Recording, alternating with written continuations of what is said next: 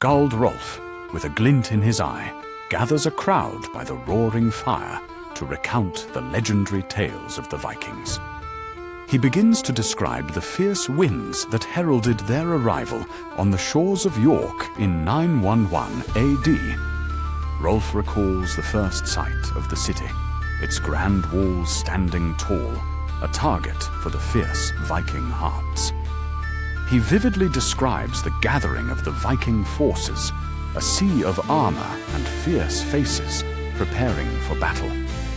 Rolf starts the tale of the scouts sent to assess York's defenses, hidden among the tall grass and trees. He recounts the night before the battle, filled with shouts of camaraderie and the clinking of tankards.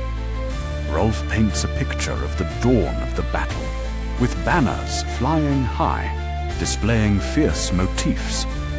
He details the initial clash of swords, the clash of metal ringing through the crisp air as they charge.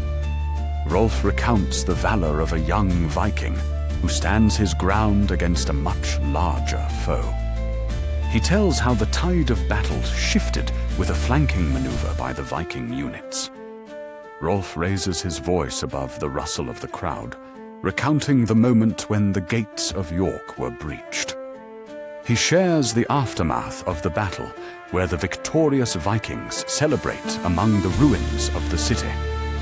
Rolf recalls the spoils of victory, looted treasures glimmering under the fading sun.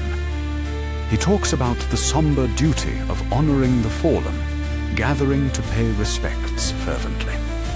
Rolf highlights the return journey of the victorious Vikings, sailing toward home with tales of glory. He concludes by emphasizing the legacy of their exploits, whispered through generations with pride.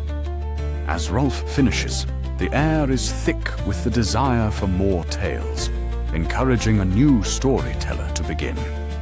Rolf points to the stars above, sharing the night sky's connection to their ancestors and destiny.